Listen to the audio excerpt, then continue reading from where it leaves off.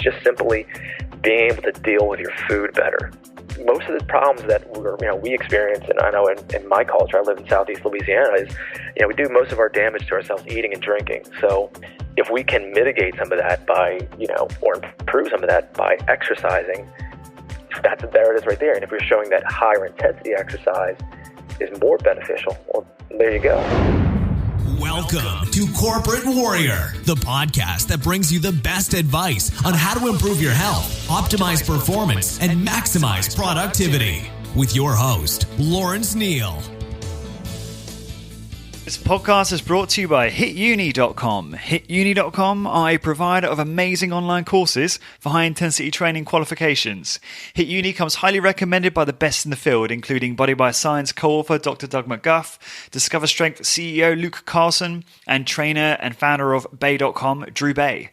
It was founded by my friend, author, and longtime personal trainer, Simon Shawcross, who's also been a guest on the podcast. Simon has 15 years experience training clients and has supervised over 15,000 high-intensity training workouts. Using knowledge from experts like Skylar Tanner, Dr. James Steele, Dr. Ellington Darden, HitUni is a goldmine for learning everything to do with high-intensity training. The courses are delivered online through the website, where you can learn via a variety of multimedia materials at your own pace. There's online support and a discussion forum where you can share ideas and ask for help. To learn more about high-intensity training and improve my own results, I started their personal trainer course. The content is amazing, the courses are really easy to follow, and each section is organized into bite-sized chunks that give you a real sense of achievement after you complete each one. I should also mention there is a DIY course. So this is the course for you if you're not necessarily a personal trainer, but you want to learn more about high-intensity training and how to implement it for maximum benefit in your own exercise regime. To get your exclusive Corporate Warrior 10% discount on any course you purchase, simply head on over to hituni.com, that's HITUNI.com, and enter the coupon code CW10, that's CW and the number 10. So again, head on over to hituni.com, pick your course, and enter the coupon code CW10 for 10% discount. Thank you for your support.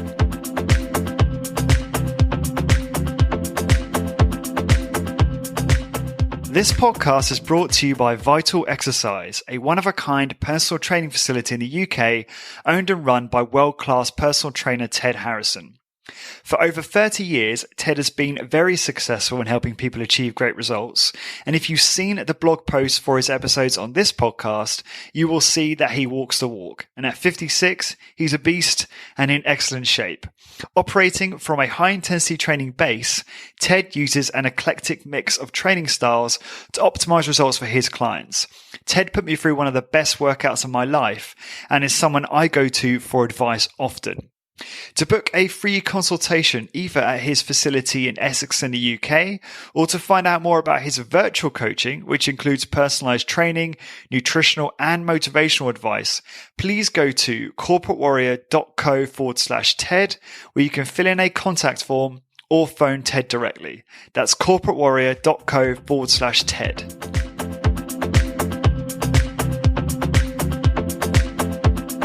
Hi guys, I am Lawrence Neal and welcome to another episode of Corporate Warrior. It's Bank Holiday Monday here in Ireland and everyone is chilling out, but there is no bank holiday for me as I must bring you your next podcast. This podcast teaches you how to optimize productivity in health, career, business and lifestyle by interviewing the most effective people around today, like Rob Wolf, Mark Sisson, Dr. Doug McGuff, Skylar Tanner, Drew Bay, Gary Torbs, Bill Simone. And then I also talk to business people like Tom Church and Stuart Ralph and Tony Jeffries. My next guest is Dr. Tim Allerton. Tim is a postdoctoral fellow for the National Institute of Health and Pennington Biomedical Research Center, conducting research on metabolic resiliency. Tim earned his bachelor's degree in kinesiology from Louisiana State University. Thereafter, he earned his master's degree in clinical exercise physiology from Northeastern University in Boston. Tim earned his PhD in exercise physiology from LSU, where his research focused on metabolic flexibility in response to acute bouts of exercise. Tim was recently named a national scholar for the American Kinesiology Association.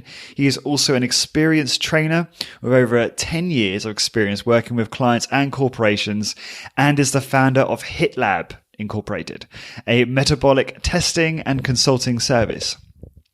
Some of the stuff we cover in this episode includes what is metabolic flexibility, if I can say it correctly, and how can we use it to understand metabolic health, the effectiveness of different high-intensity training protocols to help with fat loss.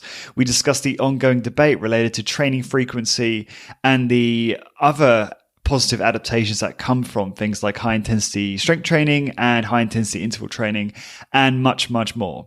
For all of the show notes and links for this episode and all episodes, please go to corporatewarrior.org. And at the end of this episode, please don't forget to hang around for your free gift. And without further ado, please enjoy this episode with Dr. Tim Allerton. So, Tim, thank you for coming on to the Corporate Warrior podcast. It's a pleasure having you on, and I appreciate you taking the time to come on.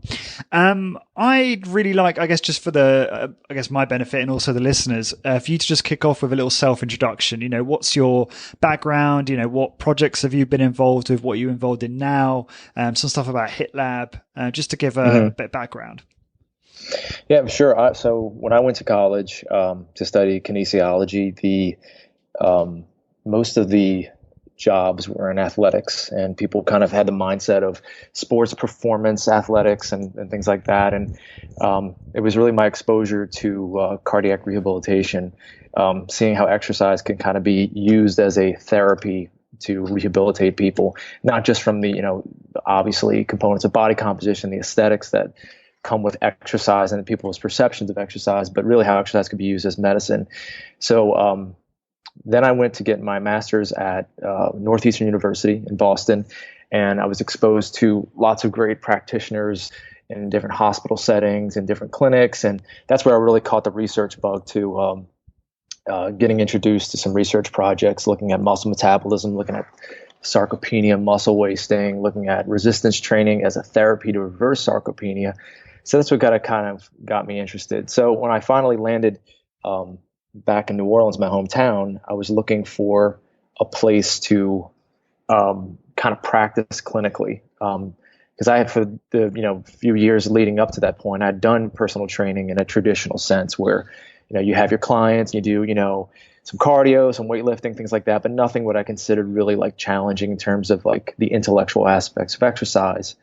So that's when I came across Ryan Hall at then it was one-to-one personal training, and got introduced to HIT training. So through that time, we kind of fostered a collaborative partnership, just sharing ideas and how we viewed exercise. And then during that time, I started working at the local medical school doing research, and that's where I really got focused in on metabolism. And because a lot of the research, like Arthur Jones did, and the stuff that Ryan was doing was really focused on muscle hypertrophy and strength responses to, and I just felt like they've got, that side of the market kind of, figured out, or they're working on it. And I needed to do something I was super passionate about. And for me, it was, everything that everybody avoided in exercise science, like the Krebs cycle and, glycolysis, all fascinated me. So that's where I got really focused in on. So it came to a point where it's just like, this makes sense for me to go and get my PhD.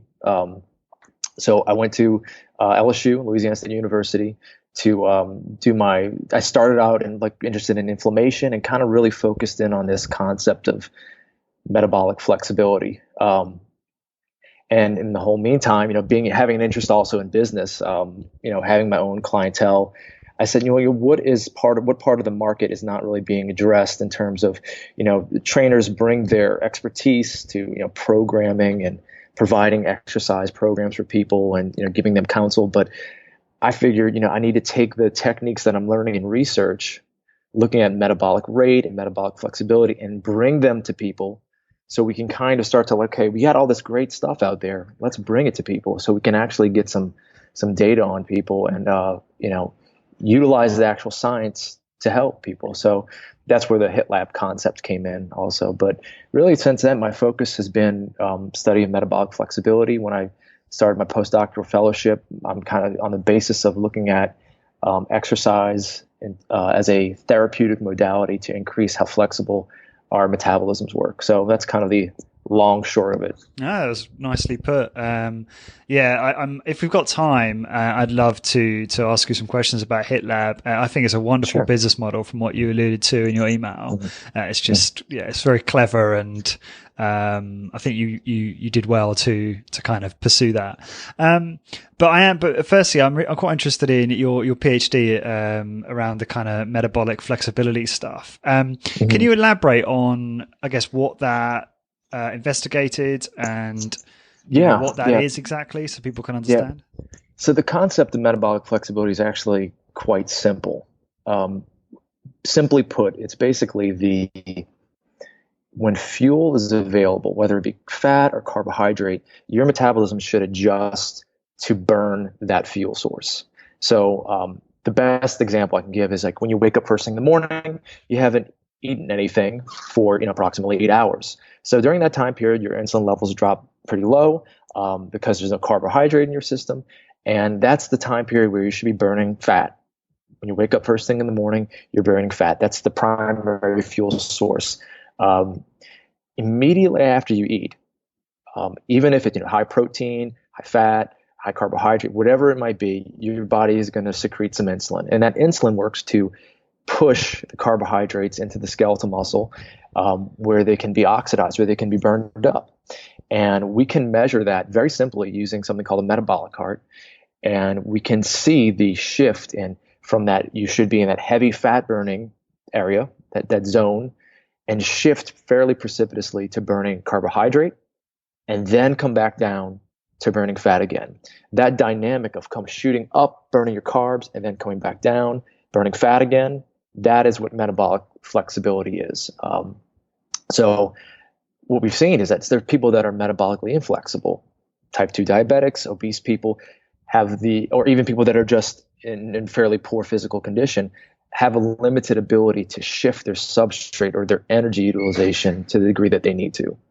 So that's the primary issue in metabolic inflexibility. So we use exercise to see if it is therapeutically advantageous to exercise somebody to get them in good physical shape and see if that improves metabolic flexibility. So there's been lots of data to suggest that, if you become healthier, if you lose body weight, especially if you're losing body fat, you start to become more metabolically flexible. But what I was interested in, does a single bout of exercise increase your metabolic flexibility acutely? So what we did was we got a group of subjects to come in, and we measured and we assessed their baseline metabolic flexibility by giving them something called a mixed meal. So it's basically like a protein shake with fat, carbohydrate, sugar in it, all that stuff.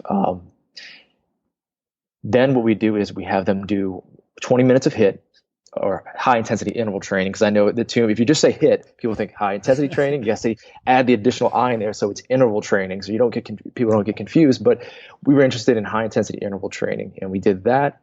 And an hour later, we assessed their metabolic flexibility.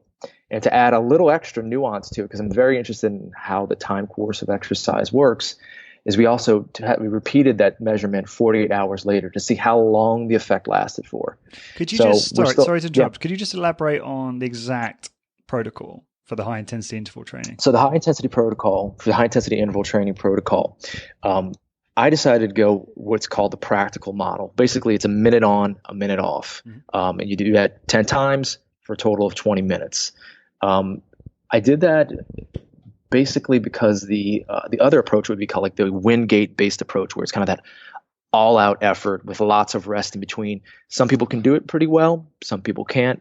I was looking, okay, what is the most clinically applicable route to take with this? And the data I'd seen to that point suggested that if you do it, whether you do that Wingate based approach where you do that all out effort followed by 4 minutes of rest, you get pretty equal or equivalent adaptations by doing this practical model of 90% effort for 1 minute followed by 30% effort. So that was the protocol. Yeah, that would be decided. Got it. Yeah. So basically the process of we're writing up the manuscript, in which we're going to hopefully publish it this fall. But basically what we found was that 2 days after exercise, people seem to have a significant increase in the resting fat oxidation. So when they wake up first thing in the morning, we measure the metabolism.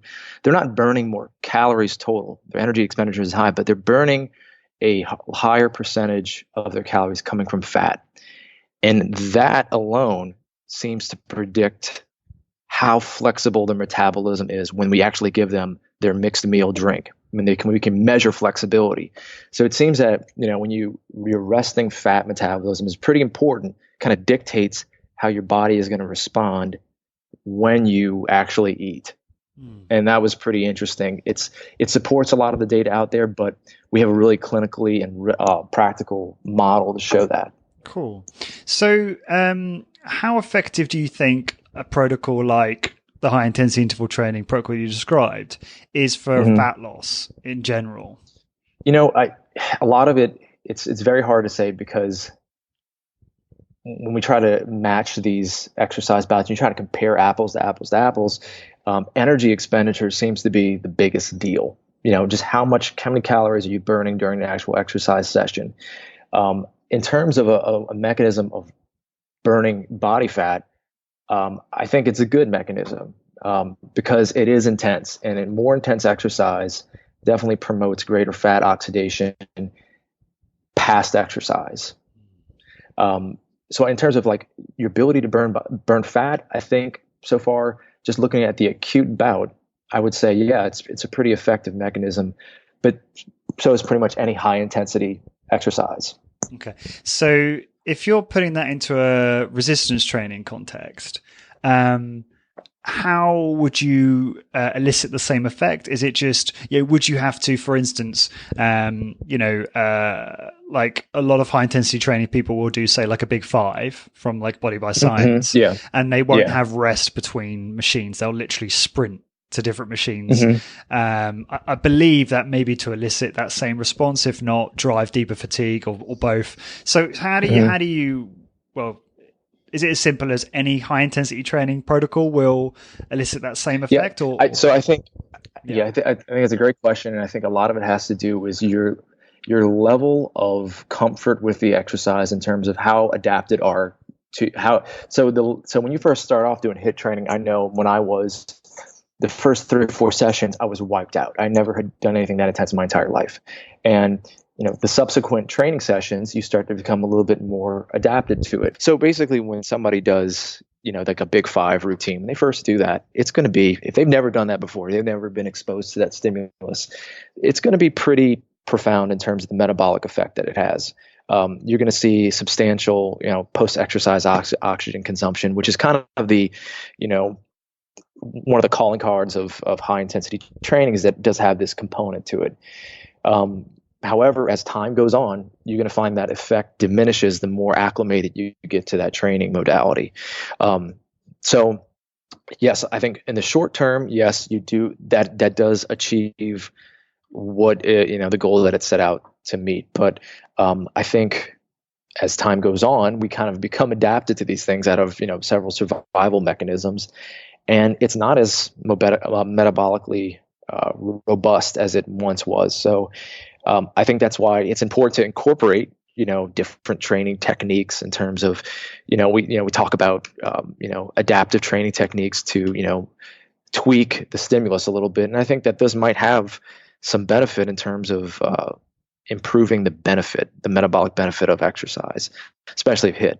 That's interesting, because it's trying to get that balance, I think, for some people to vary the protocol, I suppose, to elicit a sort of maximal epoch effect. That's the acronym, isn't it? Without necessarily changing too frequently that you're kind of maybe not optimizing those other adaptations that you want, such as like muscle hypertrophy. So have you got any tips on like how one can balance that during their training career? I'd say that, in my experience, I would put them in different compartments, saying, okay, if you're doing HIIT and your goal is, you want to get the most out of this HIIT session.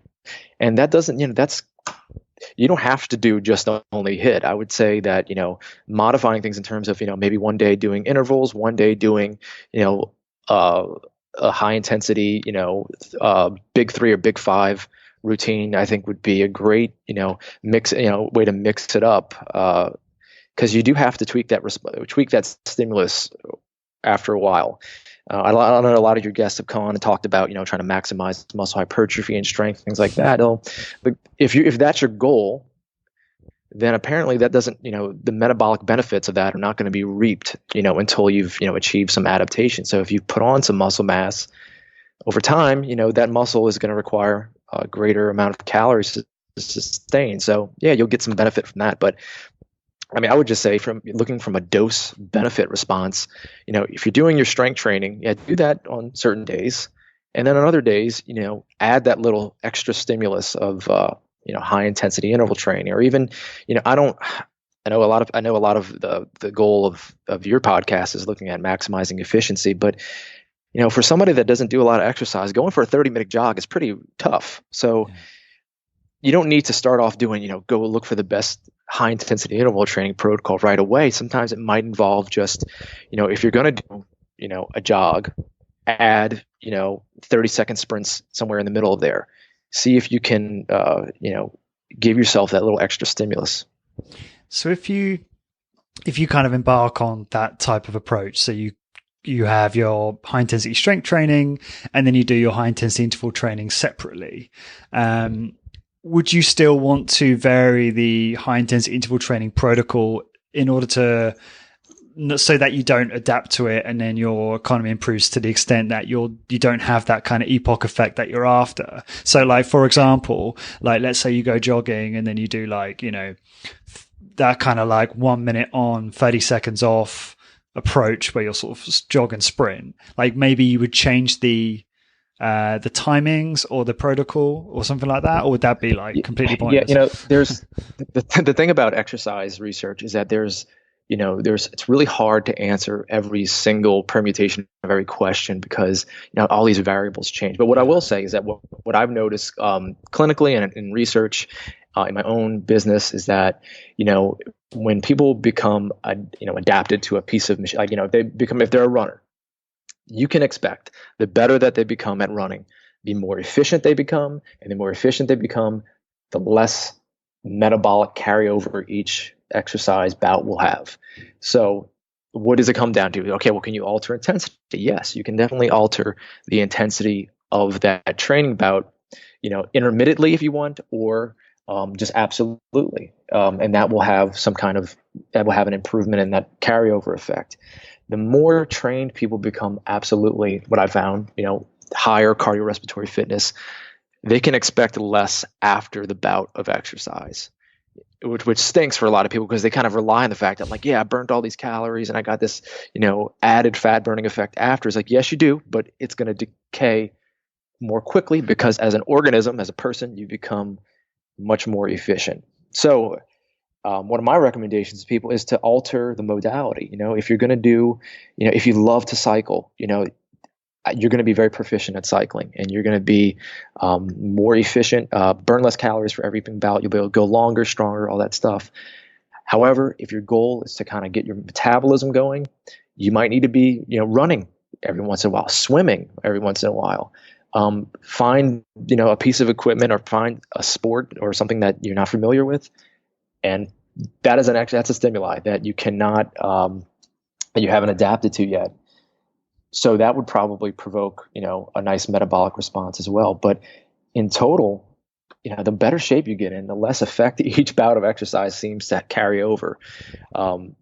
It's not to say that it's not beneficial, though. There's a lot more important things, than just burning a bunch of calories after. There's lots of health-related benefits that carry-over effect. So, do you know what? That's one of the questions I was going to ask you is kind of the benefits on metabolism and things that are related to metabolism and things that aren't necessarily just strength and hypertrophy adaptations, which obviously this podcast is somewhat focused on a bit too much. So could you elaborate on what those improvements are in the body following like, a high intensity strength training session or I suppose a extended program of that type of activity?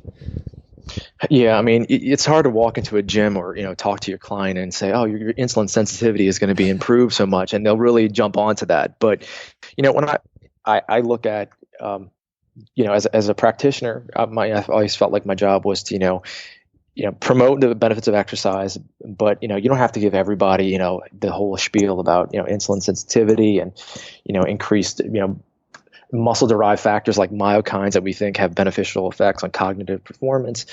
But if I had to focus on one big thing related to metabolic flexibility is insulin sensitivity. So, your blood glucose excursions, the more fit you are, and we think from the evidence that I've seen acutely, the more intense your exercise is, the greater benefit it has on insulin sensitivity after exercise.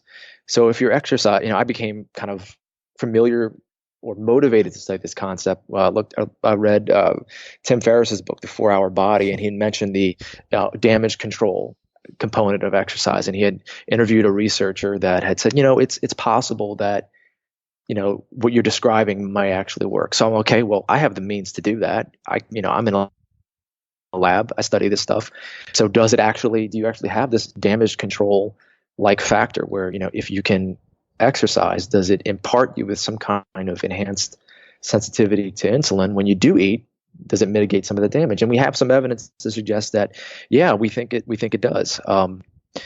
It's very interesting when I look at people that are untrained. We did a study with untrained overweight young men, and we found that the more intense the exercise was, the more metabolically disruptive it was. So we couldn't measure any improvements because there was just too much noise, too much glucose and fat circulating, because it was like this major metabolic stimulus. And the people that were in better shape, they're the ones that we saw this improvement in insulin sensitivity, because they were able to adapt so quickly after the exercise that all those factors kind of came back down to baseline after. So I would say, the thing that not related to body composition, hypertrophy, or fat loss, it's just simply being able to deal with your food better. When you eat, where does it? Because most of the problems that we experience, and I know in my culture, I live in Southeast Louisiana, is we do most of our damage to ourselves eating and drinking. So if we can mitigate some of that by, or improve some of that by exercising, there it is right there. And if we're showing that higher intensity exercise is more beneficial, well, there you go. This is fascinating to me. I'm very familiar with that bit in 4 Hour Body that you mentioned. And it's only recently that, I interviewed Ted Naiman, and, he was talking about how mindful he is about eating crap and was saying that, he'll fast or do some sort of like high intensity training prior to mitigate the damage. Now, is that because you're basically your muscle cells become very, very, insulin sensitive, and the receptors on those cells, and that means that the sort of substrate gets shunted into that, and then I guess it replaces the glucose in the muscle as well. Is that what's happening there? So what the evidence that we've seen is that the degree of muscle glycogen depletion is really what's going to affect how sensitive your muscle is to insulin, and which makes sense. If we're thinking from an evolutionary standpoint, muscle glycogen is not mobilized and put out into your bloodstream like liver glycogen is, because that muscle glycogen is important if you need to defend yourself, if you need to run away. From a survival standpoint, it's highly protected. So if there's any degree of depletion, once carbohydrate becomes available again and converted into glucose, it's going to be preferentially shunted to muscle glycogen. And we have all the enzyme studies that we've looked at and said, okay, the muscle glycogen enzymes they work really fast. So in the first 30 minutes, if you've done any kind of glycogen depleting exercise, you are going to get a nice push of that blood glucose into the muscle. If that's the case, if you're eating, that's not going to be dependent on insulin. So it's pretty much, it's like kind of like a vacuum. It gets sucked into the muscle. So you had the pathway pretty much correct. Yeah, the transporters, called GLUT4 is one of the transporters that's primarily responsible for getting glucose into the muscle cell. And that is those transporters are translocated to the surface of that cell, that muscle cell, and and they actually help bring that glucose in much more rapidly. So yeah, from standpoint, I look at, okay, getting some kind of appreciable level of glycogen depletion is important in trying to maximize the benefits of exercise. So I remember Dr. Doug McGuff. I think it was he might have said this on my podcast. he said that he would he wouldn't necessarily refeed like most people would after a workout. He would actually fast afterward. And I noticed this is a trend among a lot of kind of intellectuals that practice high intensity training. So I wonder, do you think that if you're going for optimizing fat loss and muscle gain, and perhaps you're not like having a really bad meal that, after your workout, so you're not doing strategically, do you think that actually could be a better approach for just to be more effective in terms of burning fat and building muscle, having that kind of fasting period afterwards? Well, the first studies that looked at exercise and insulin sensitivity, this is a model that they would try to basically stack the deck in their favor. Like, what is the way we can maintain the most amount of insulin sensitivity? So what we'll do is we'll fast, and then when we do refeed, we'll feed them fat and protein. And yeah, we see that definitely helps to improve insulin sensitivity because you basically withheld carbohydrate from the skeletal muscle, so you're going to maintain the need to drive glucose into that cell. But really, all I think you're doing is you're just delaying the inevitable, because when you do eat, it's going to be saturated, and it's going to get back to the muscle where it needs to go, and then you're kind of working, where you started from. So I don't think manipulations at that degree have a tremendous effect on body composition. But that's not to say that that it doesn't. I haven't seen any long-term studies that have addressed that specific question to answer that. There's no long-term training studies that every time after you train you don't refeed and you only but in terms of maybe long-term insulin sensitivity, it might be an interesting concept. I just experimentally, that's the way those studies were designed. So it makes sense for somebody that, is a physician or somebody that reads research to go, okay, let me try to recapitulate this in my life when, I know for me, after I exercise, I want to eat. So that's. Yeah, fair enough. I just thought that my understanding was if you have that gap, maybe, 2 to 3 hours following a workout, even an intense workout,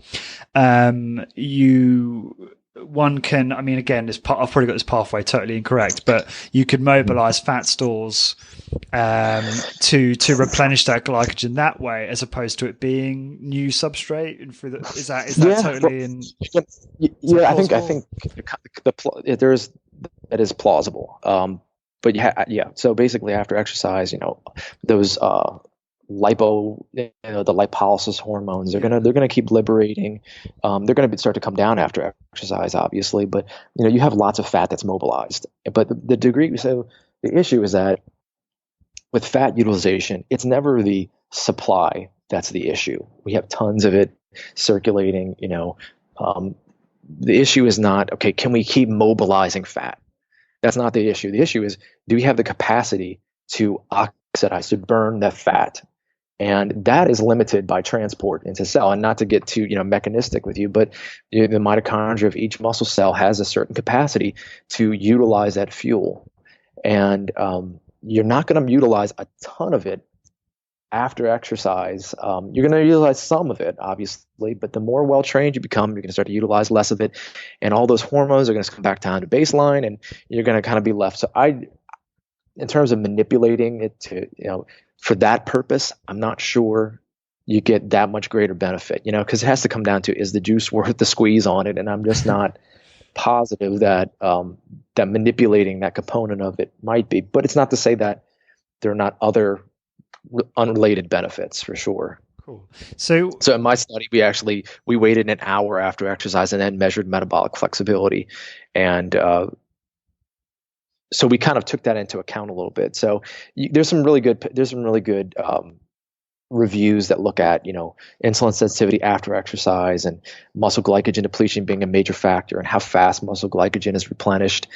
I was trying to get to that question. Was, okay, an hour after exercise, is that the magic time to do it? And it's a bad way to put it, but trying to address these questions one by one. That's where we got. Do you think there's any downside to, because I understand there's been, I haven't seen these studies actually yet, but I understand, I think Brad Schoenfeld or may have been involved in a paper that showed that protein consumption after a workout, that the window where that when that could be consumed was far larger than most people realized. So that obviously there's this kind of like, most people are operating in the paradigm that you've got to have like protein straight after a workout, but actually it's much longer than that. So with that in mind, would there be any downside, do you think, in if you did decide to fast for like 2 to 3 hours after a high intensity training workout? Just ask you that because it's something I do. And I just wonder if there's any detriment to that in your opinion.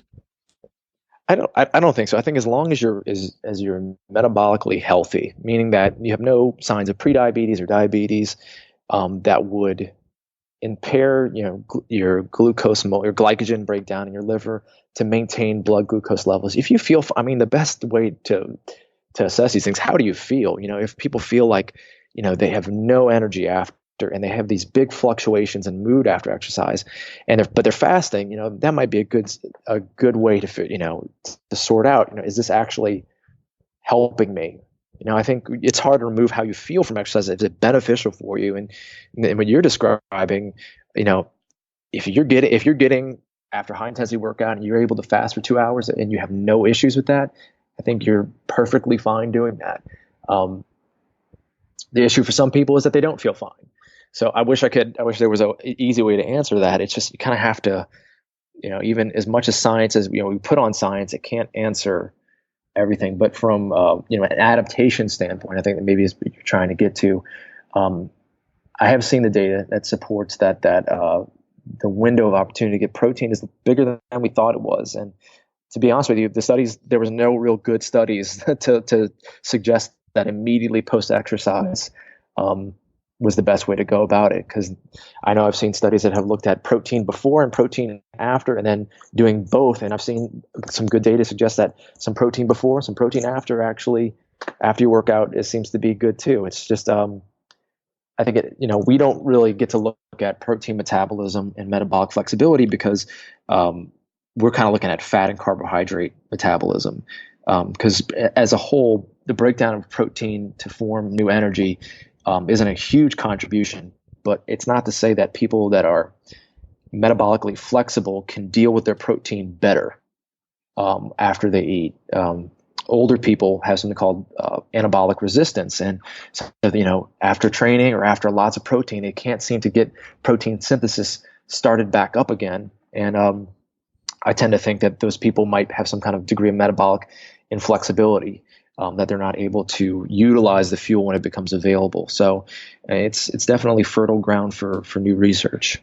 Are those people tend to be quite sedentary and not those that have been strength training or? Yeah, so really, really cool studies that have been conducted in looking at older people, like I'm talking, in their late 60s, early 70s, and have some degree of not muscle wasting, but they've lost some substantial muscle, and shown that even active older people have some degree of anabolic resistance. And not sure what that's attributed to yet. That's not exactly my field of study, but I am aware of it, and it's pretty interesting. So is it a part of the aging process? Yes, but we kind of know that the more active you are, especially doing strength training as an older person, definitely has some robust benefits. Yeah. So I guess staying on this kind of, or going back to the kind of vein of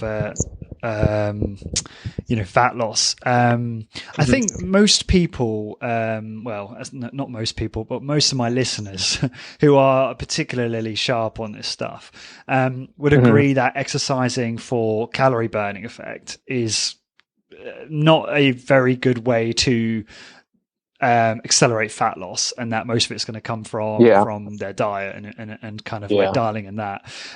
However, obviously you've made some really good points on this episode, but I also really interested in Doug's view on this. I know I keep bringing up his stuff. It's because I've listened to recent episodes we've done, and he makes the case that I think sounds quite plausible, that there's kind of like if you're very active, right? So not necessarily just talking about high intensity training, but if you're walking and you're moving a lot, just in general, whatever that might be, as long as it's like not chronic steady state, that there's some kind of hormonal signaling going on that reduces the utility of stored body fat. And while it might not be like a algebraic, like calorie deficit thing, it's still kind of going in the same direction, helping with fat loss. And I wondered what your thoughts were on that. Is that something that you've come across or thought about, or even? So a big part of my work now is I work in a lab where we look at adipocyte fat biology, basically, and I'm kind of, I'm interested in how exercise acutely and chronically alters our different depots of body fat. So to answer your question, to Doug's comment, I mean, what he made in his book was does not have any real evidence to support it, other than it's a interesting concept that I think we can look at and say, over time, does frequent exercise or frequent activity, send messages to the fat cells to not give up their fat, basically? And we do not know the answer to that question, but we are definitely looking into it. I know from some of the animal studies that we've looked at and some of the human studies we looked at, is that we know that the more trained somebody is, and we look at how the breakdown of the individual fat cells, that they do break down more fat. So the more fit somebody is, the more exercise they do, the more activity the fat cells have of breaking down fat, called lipolysis. So that has been demonstrated. Okay. But under what conditions? How well is their fat? Part of metabolic flexibility is after you eat, what you would want is you want your fat to stop releasing fat, so your muscle and your liver can take up the carbohydrate, convert it to glycogen, or burn it, or do whatever it needs to do depending on the energy status of the person, and then suppress that fat, block that fat breakdown, and then when you get back down to fasting, or not to fasting, but after the digestive period, then you get back down, because that should be the majority of time when you're burning fat. So it's we're looking at metabolism, globally. You would say yes, you would want to be burning more fat. You want your fat cells to give up more of that. Does this model of increased physical activity in the chronic state support, send hormone signals to hold on to fat? I'm not convinced of that yet. It's not to say that I won't find out something in the next couple of years that will change my mind on that, but I don't think we're at a position to say people to move less. I think people need to be more active, not less active, and I don't see that. And I think a lot of it, where it came out of, was people. I don't know about in Ireland or in the UK, but in America, the amount of people that are doing aerobic or endurance sporting events like triathlons and marathons and 5Ks and 10Ks has gone up tremendously. And I think we view a lot of those people, some of those people might be overweight or even close to obese, and we just say, okay, well, they're running and they're not losing weight. Well, there must be something innate about running as an activity. It's like, well, lots of physical exercise actually sends hormones to increase feeding behavior, and some of it induces something called hyperphagia, basically overeating. So if they're, replacing their calories, replacing, what they burned off and probably going over that is your person that is, is fulfilling that physical form of what he's describing. But experimentally, I don't see that yet. So keeping my mind open on it, but I don't know if that jogs me yet. Cool. Okay, no problem. Okay, so with all that in mind, like in terms of, I would be interested to know what your workout looks like. What does your workout regimen look like currently for you? Yeah, well, I can say that getting a PhD in exercise physiology was probably the worst thing I ever did for my fitness. Because I just, become so analytical over the years about exercise in general, that it, especially with HIIT, when I was really into it, which I still am, I'm not getting me wrong, but it was, am I recovered enough? Am I ready to train? Am I this and that and the other thing? I would find reasons at a certain point not to train. So now what my workouts are more for the management of stress and body weight and just trying to keep, body fat relatively low. So I have gotten into,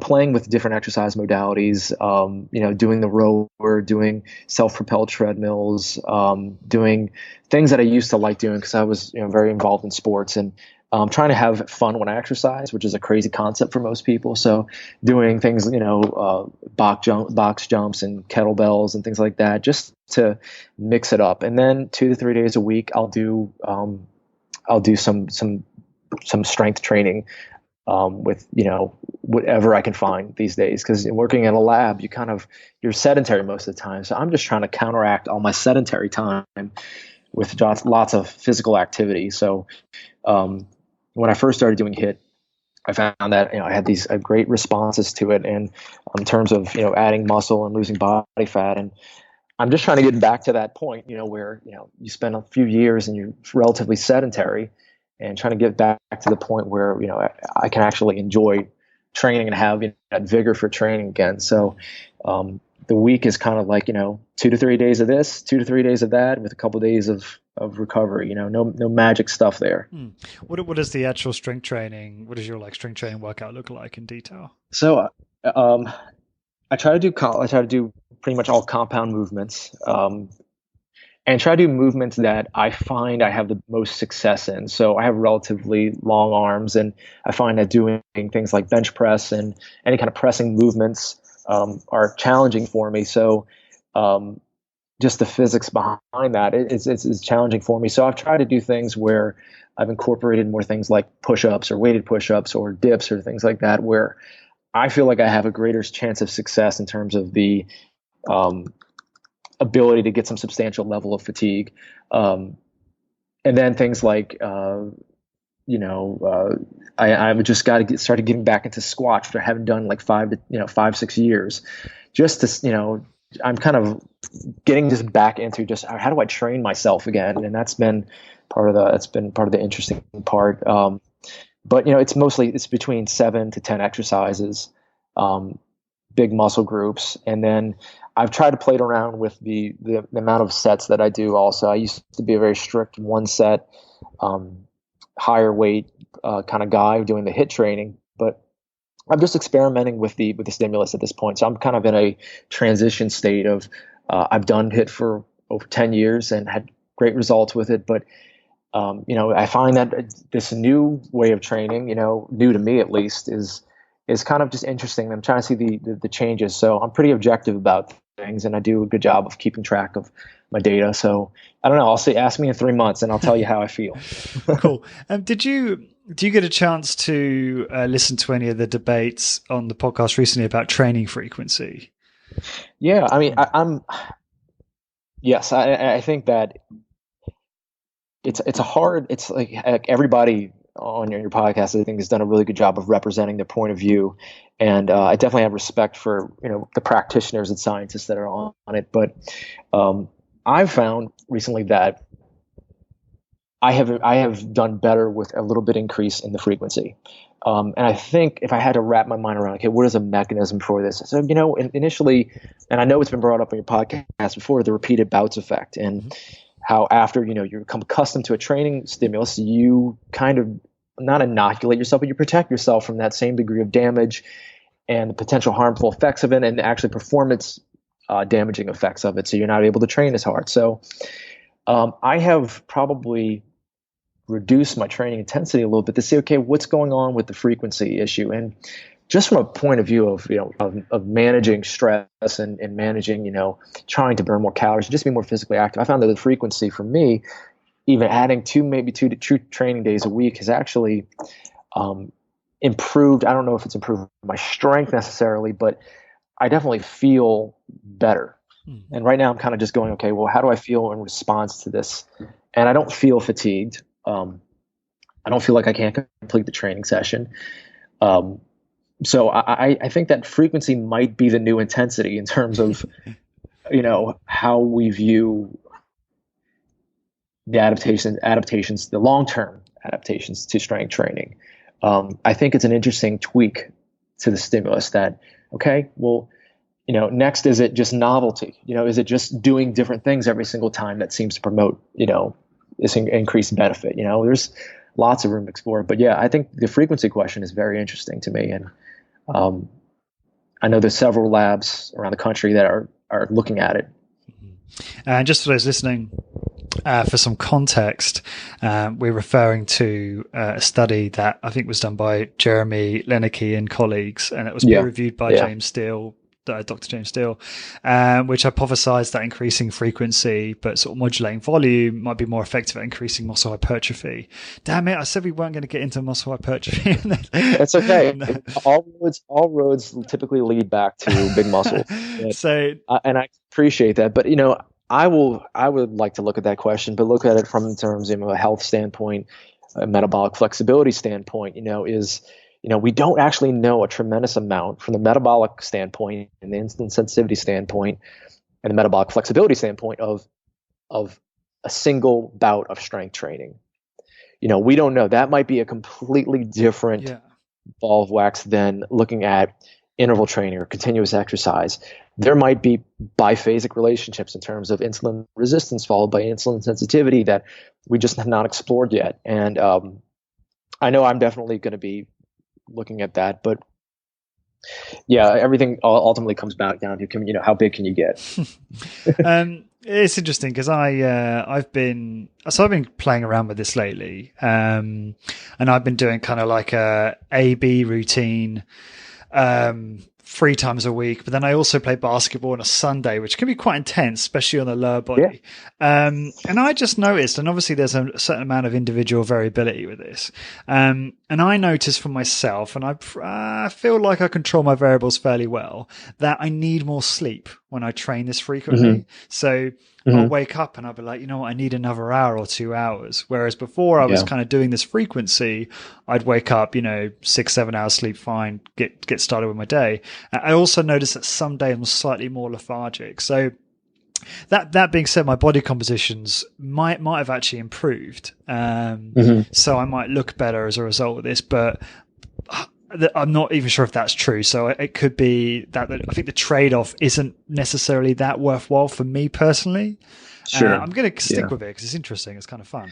I think a big component is that you really said it, is you need to stick with it. You need to see when do the adaptations hold, and then you kind of become who you were before. Like that adjustment period might take a while. And, like you said, so we were talking about changing variables. If you've altered your frequency, then you've changed the variable, and that is maybe substantial enough to increase your energy expenditure after exercise to the point where your body is adjusting and it's resynthesizing the storage of glycogen. And that process can be metabolically expensive to some degree because it's, preferential storage in that muscle. So, and that could potentially, I know when I exercise, if I get home, if I exercise after, 5 p.m., going to sleep that night is difficult. But I also know that I've changed how frequently I'm exercising, and maybe, after 2-3 months, that's not a big deal anymore. And I can do that just fine. It's kind of like, I can drink coffee throughout the day now. I've been doing it for, 15 years, drink coffee right before I go to sleep, and I go to sleep just fine. So I wonder, if we're changing frequency, we are altering something, not just another day, but maybe it's the carryover effect to the next training bout. And it's kind of got this buildup effect over time where each subsequent training bout is affected by the previous one. And who knows, I think that's why this stuff is so interesting, because so many different ways to look at it. Yeah. The only thing I was concerned about with it, and something that I didn't necessarily get into too much detail with James, and I guess I would like to challenge him and his view on this is, okay, so maybe we don't need as much recovery as we thought when improving muscular hypertrophy, but there are so many other things that may need recovery, right? And he said that he didn't think there was much evidence for it. Things like, central nervous system, and maybe lots of other different processes and systems within the body that I can't even think of right now. I had someone email me recently that really, and I've had this emailed a couple of times actually, where people say, if you train to failure, you really fry the central nervous system. I don't know how true that is and whether there's evidence to support that. I doubt it. But I do think about that. I do think about that. And I don't think it's a central nervous system issue, but saying that it's just not a central nervous system issue is not I think from my perspective, because I've kind of lived in both worlds, when people tell me how exhausted they are after doing HIIT or training to failure, just because I don't have evidence to prove that it's not the central nervous system and maybe it's not metabolic, but they still feel a certain way, is not enough for me to say, just because I don't have the evidence to support it doesn't mean that it's not true. In science, we only have the ability to study what we can see.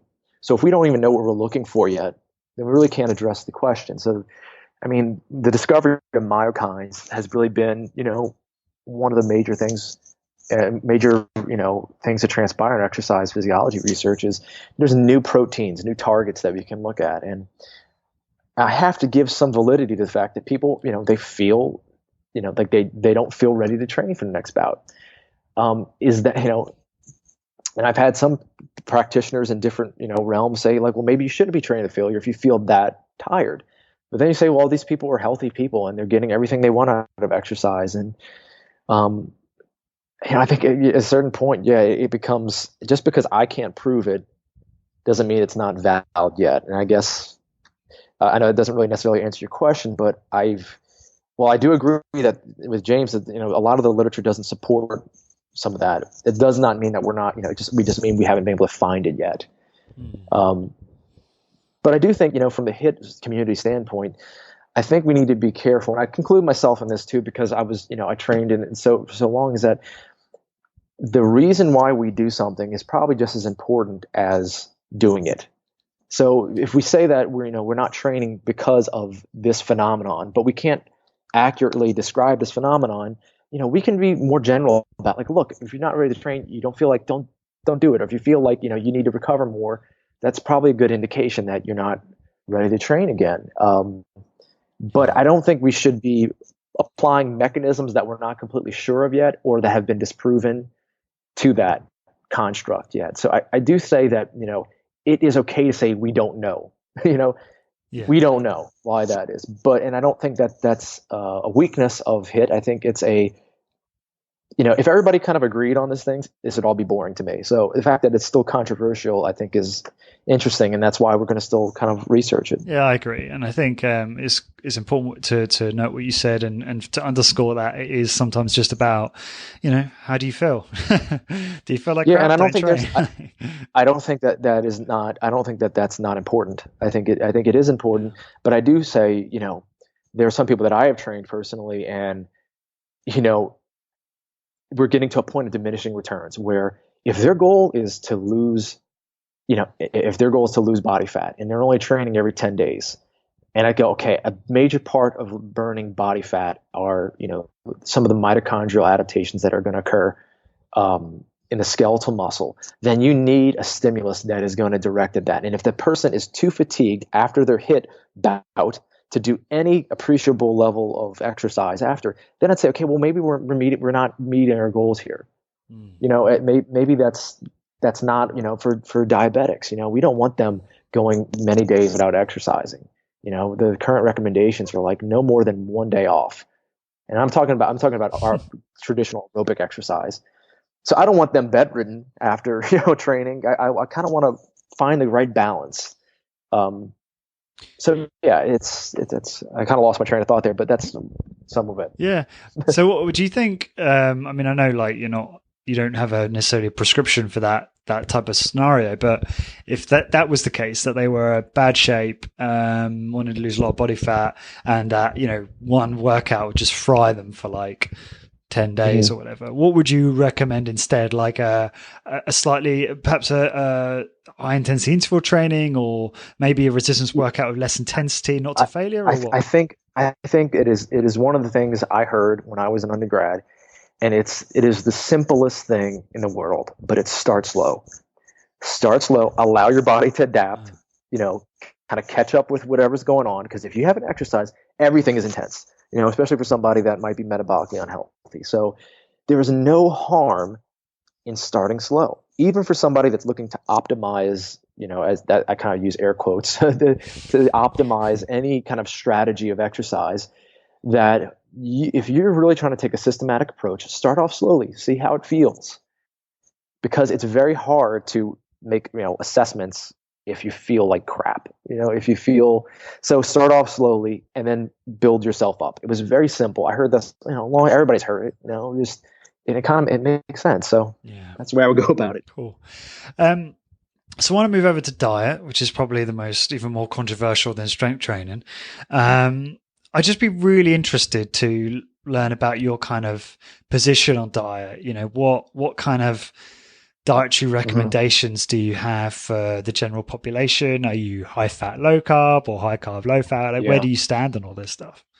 Okay, so I work around a lot of scientists that believe in the model of energy expenditure and calories are the most important thing in terms of weight loss. And experimentally, yes, we've seen that.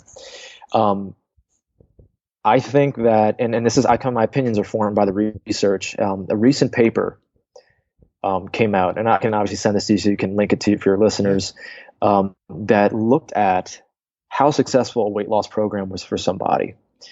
And by using fasting blood glucose, so they were able to determine if a high, a normal traditional carbohydrate diet would work better, or if a low carbohydrate diet. So the findings were these people that had high fasting blood glucose did a lot better on a weight loss plan that involved a low carbohydrate diet, which was extremely interesting to me, because what that says is that people need to be, their metabolic state dictates how they're going to respond to a diet. Right. And we kind of know this just in nature. We're going to say, well, I don't do well on this, I do well on this. I come down on a standpoint, if I'm trying to jumping off the fence, I'd say yes, calories are important, but from a metabolic health standpoint, I don't necessarily, I know for my own self, I find that I do better on lower carbohydrate diets. And it's from a standpoint of like the feeding response it elicits in me. How much do I want to eat on this particular diet? I know when you look at calories, I've seen all the data. When you look at calorie per calorie, it's about, how many calories do you eat at the end of the day? That's what's going to determine how much weight you lose. But I think how you get to that point is important. And this recent publication out of Denmark, I believe, kind of indicates, and these were large clinical studies that they looked at, and they suggest that, your metabolic state really determines how you're going to respond to a diet. And I would go even one step further. Your metabolic flexibility determines how, well you're going to respond to a diet. So if somebody is metabolically inflexible, maybe they need to fix that before they can actually, lose weight on a low calorie diet or do well on this particular kind of diet. So, I think it's a major question. And from my standpoint, we need to be looking closer at, these macronutrient modifying diets and say, okay, just because we know it's calories, is there any added benefit to doing, a ketogenic diet or a low carbohydrate diet? So I think it's still very up in the air, but for myself personally, I find I do better on a low carbohydrate diet. And by low, I don't mean, ketogenic. I mean, 100 grams, between 50 and 100 grams of carbohydrate, which I know most people wouldn't consider maybe low, but you can breathe the air in Louisiana and get carbohydrates in your system. So it's. I have to be really careful here that my confirmation bias doesn't come into play, but which I've been told off before. No, that's interesting. And I just wanted to just dig into that a little bit. So if you are, let's say, metabolically inflexible, are you saying that potentially, a diet that is, regardless of macronutrient makeup, that is like low in calories or below your maintenance calories or basal metabolic rate, that it might not have the desired effect. So you might not actually lose any body fat potentially. I think, what they were able to show experimentally, as long as if you can drop the calories down, yes, people will lose weight. But I'm thinking more of, okay, losing weight or the rate at what you're losing weight. Because if they study these people for 6-9 months and, some people are going to lose a lot of weight, and some people are going to lose a little bit of weight. Some people are going to lose, the bell curve is going to work out. How can we push more of those people, to the better side of the bell curve, which would be, losing weight a lot faster? So yeah, I think that, of course, experimentally you can get somebody to lose weight if you drop their calories down enough, and I know we know that works. But what if we can, speed that process up by giving them proper macronutrient distribution that would improve their metabolic flexibility to burn body fat? That's what it comes down to. So I think it's one of those things I can't prove it yet, but I know it's something I'm interested in, and I want to do it. It's okay. That's interesting. The rate of fat loss is because we say, it's great if they lose, 5 kilos, but I would prefer them to lose 10 and to lose it faster, because, out in the real world, that wouldn't, that would give somebody the encouragement to keep going and doing what they need to do. And then they can alter it. I don't think you have to be, married to a diet, but I think you can play with it over time for sure. Yeah, that's very interesting. I haven't looked at it like that, like in terms of the magnitude of effect way of looking at it. Which is opening my mind. So I've experimenting with a diet at the moment, which is a bit unusual to some people. I recently had Sean Baker, MD, on the podcast, who's become quite Twitter famous for being very carnivorous and just basically eating red meat once or twice a day, and huge portions of it, sort of 4 to 5 pounds of meat a day. But then again, he is pretty muscular and 6'5". So yeah. And I've kind of like, not completely gone zero carb, but I might have, say, 2 large meals a day, and I'll kind of let my hunger control my eating regimen. So I might have like 2 steaks mid-morning and then not eat till maybe 7, 8 p.m. And at that point have another, some lamb or eggs or something like that, and then have maybe some carbohydrate like starch or something like that, like a potato. And I found doing that, now again, like, this is very anecdotal and I appreciate that, but my body composition has improved. I think I've lost body fat. I certainly look leaner than I have for a while, but I don't think I've lost any muscle mass. Obviously, I've kept up the strength training and everything else. This could be due to a number of things. I'm moving to a much more rural place, and my life is much less stressful. But just curious as to whether you think, is this just if you were to look at that and go, it's probably, you're consuming less calories day to day when you were eating 3 or 4 meals a day, or do you think there's something else to it? I think what you're doing is you're challenging your metabolism in a very specific way, and you see what your adaptations are. And okay, so you say, well, what is the cause and effect? So if the cause of you losing body fat is that you reduced your calories, but you did it via this mechanism, that's interesting to me, of course. But I guess it would. All these methods of looking at diet and just all perspectives are okay. If you're doing it and you're getting this outcome, that's great. But I would be careful, and I personally am careful about how I explain what is the mechanism, what is going on.